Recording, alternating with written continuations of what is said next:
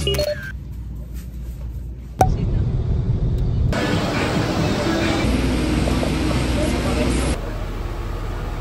guys, good morning. Today is Christmas. Merry Christmas! So we're on our way to Baguio. Punta kami Baguio ngayon. Di kami mag-spend the Christmas. And ang aga-aga, inaantok ako for the sleep. Our ride will be 2:30. 3 days, 2 nights. Uwi kami ng December 28. Finally! We are bored. Our travel time, ilang oras? 5 hours.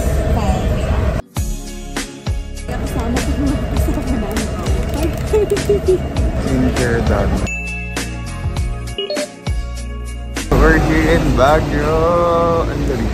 Pero okay lang. Akala ko over na lamig. 4 hours nga lang. Mabilis lang. Tulog lang ako buong biyahe. Grabe na ang lamig. Paano pa kaya pag humangin? So cool. Ang lakas ng loob magsando. It's day 1 in Baguio.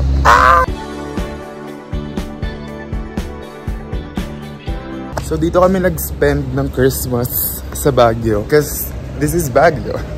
Last year sa may Batangas kami, beach siya. So today, malamig naman daw. Grabe, sobrang lamig today. Ang intense. Hindi talaga malakas yung tolerance sa lamig. So grabe talaga siya. Pero alam niyo, nakakatuwa kasi ang ganda ng skin ko dito. Naka-concealer lang ako. Gusto hindi ako nag-shoes, nakasandas ako. Tapos may medyas.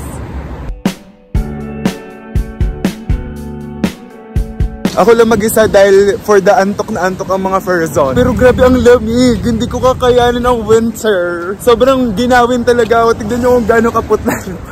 I think it's 21 ata. Pero sabi nila 19 degrees daw today. Grabe. Imagine niyo kung umabot pa siya ng mga 11. Bakit skeleton feels. Actually, hindi ko na alam tong pinupuntahan ko. Feeling local lang talaga ako eh. Excited akong puntahan. Actually, wala. Gusto ko lang tikman yung good taste. Food trip talaga yung abangers. Pero yun lang talaga yung trip kong puntahan. Tsaka, strawberry farm. After some time, nagiging tolerable naman yung lamig. Ayun lang oh, kapag mahangin yung lamig. Pero parang, siguro sa gabi, over sa lamig.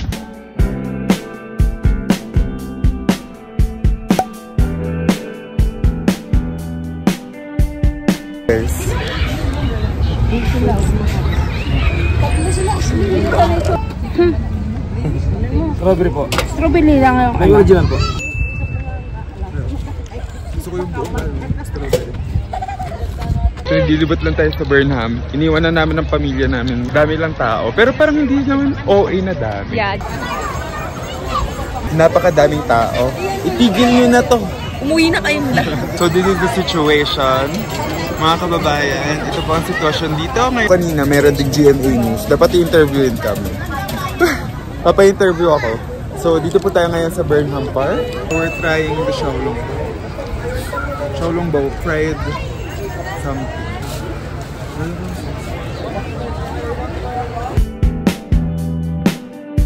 Babalik kaming Session Road kasi magtitingin na kami ng ukay. Magsasite na kung saan pwedeng mag-ukay. Ito talaga ang purpose ng pagpunta namin dito, pag-uukay.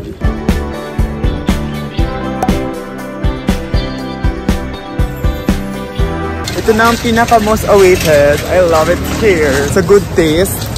Kaso ang haba ng pila! Super fast lang naman daw kasi 6 floors siya eh. So we're here at The Good. Di na kami nag-dine-in. Sa hotel na lang kami kakain. Kasi sobrang daming haba ng pila ng tao. Ang galing automated siya oh. Cute ng robot. Ayun siya oh. Ang pangalan niya ay Ale. Sobrang cute! Sobrang galing kasi automated din siya. Yung orders mo nandyan. Good morning. It's day 2.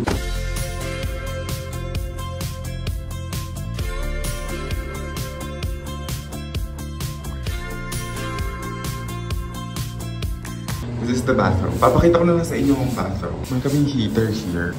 Mirror. Malaki yung bathroom ah. This is too. Hindi ka kita.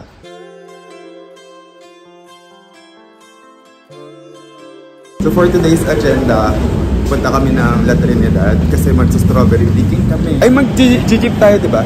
Doon. Uy, dahan-dahan. Uy, buti nga hindi umulan eh. Ito gusto ko lettuce.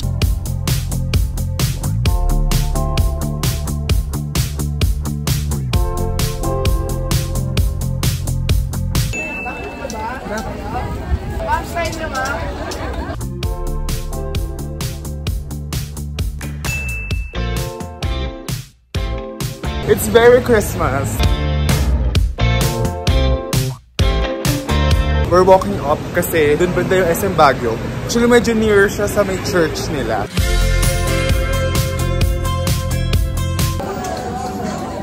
Pupunta kaming foam cafe. Tinry namin itong takoyaki. So, sarap ng cheese. I-try nyo. Doon na siya sa may gitna. Tsaka 80 pesos lang siya. Parang 10 pesos each. Papunta kaming foam cafe. Medyo near siya sa Good Taste. So, kung gusto nyo i-try yung Good Taste, tsaka foam cafe, dun yun. Alam ko 24 hours sila. Ito kami sa parang Japanese style kineso. Nakaupo kami sa lapad. This is the vibe. May mga nakaupo din. So we'll wait here until 9 kasi yung wait namin for the night market.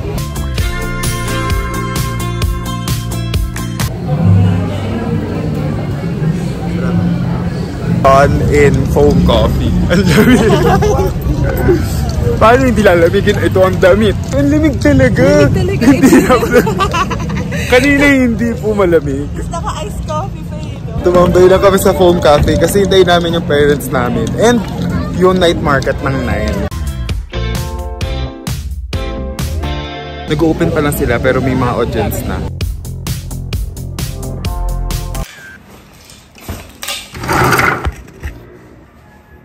Hi guys, so it's our last day in Baguio.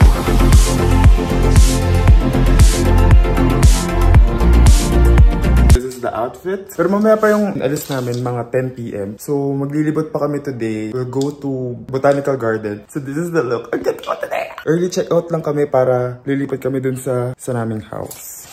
Let's go. We're out and about. Mamaya pa kaming aalis, mga 12 kasi magla-lunch diretso na. So, maghanap kami ng pastry. Ang sarap ng pastry dito, guys. Ang dami ding bakery, hindi namin alam. Pero feeling ko kasi madaming fruits dito. We got the first goods. pastries for today. Sarap, sarap talaga na pastry dito. So, Cinnamon Bake Shop. Tapos naka-buy one, take one pa yung nabili namin. So, nabili namin 4 pieces. For 110 pesos. Yes. Dapat 55 siya each. Balimbog yan sa school. Ube cheese and cream cheese. Ayan yun? Yeah. Sarap no?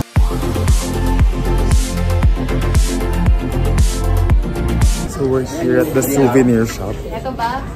Ay, mas mahal. 150. Buti na nakapasok kami agad. Kahit medyo mahaba yung pila. Ang ganda dito. Compared kahapon, mas mainit today. Diba? Ang ganda against the light. Pero ang ganda ng flowers. Here's the flowers. Ang dami. Uy, ang ganda ng poinsettia. Mag-uwi na tayo. Pwede ba mamitas? Andito na ang inaanak natin. Happy birthday!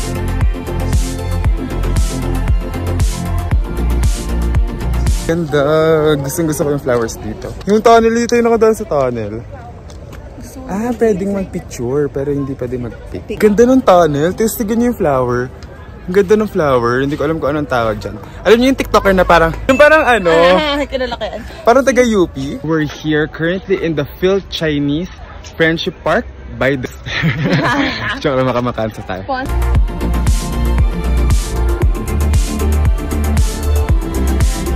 So, naglilibot lang kami for the steps dahil nakaka 5,000 pa lang kami kanina. As of this moment, nandito tayo currently, mga kababayan.